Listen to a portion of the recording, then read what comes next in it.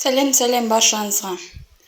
Өртті өзін ұмыттырдың. Төреғали Төреәлінің өнердегі әріптесі даулы оқиғаға қатысты пікір білдірді. Оны бастамас бұрын каналға тіркеліп, лайк басып, комментарий жазуды ұмытпаңыздар, достар.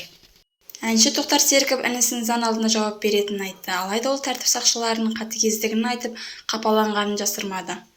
Айналайын ағайын, кеше тағы үлкен дауыс шығып, Төреғали бауырымыз шулатты. Мен жақтамаймын бауырымды. Кінәлі етіп тапса заң біледі арғы жағын. Бірақ полиция қызметкерлеріне таңғалдым. Бір азаматқа бәрі жамылып, құдды бір ауыр қылмыскерді ұстағандай белсенді жүр. Тас жолға тізесімен басын шаншып, бар салмағын салып, езіп тұтқындап жатыр. Кімді байлап, кімді сабап жатыр? Өз бауырын. Не деген тас жүрек едіңдер, жігіттер? Деп жазды Тоқтар Серіков өзінің парақшасында. Жігіттер тобының әнші Бағлан Әбдірайымов даулы оқиғаға қатысты пікір білдірді. Ол мен өнердегі інім. Жасағаны өз қателігі. Заң бәріне ортақ. Ең басты өз қателігін өзгеге зиян тигізбегені болып тұр. Біреуді майып қып қойса, кісі қағып кетсе, өмір бойы жанның жер өкініш болар еді. Өмірдің өзі мектебі бар. Содан сабақ алу үшін біз осылай қателіктер жасаймыз.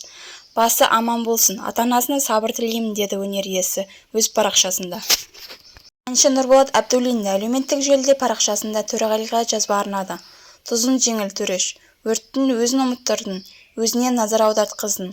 Ол да ерлік, ешкім өлген жоқ, өзің де аман бол. Жақсылық көрсен өзіне, жамандық көрсен өзіне, деп жазды Нұрболат Әбдуллин. Соңына дейін тыңдағандарыңызға рахмет. Лайк басып, комментарий жазып, каналға тіркелуді ұмытпаңыздар, достар.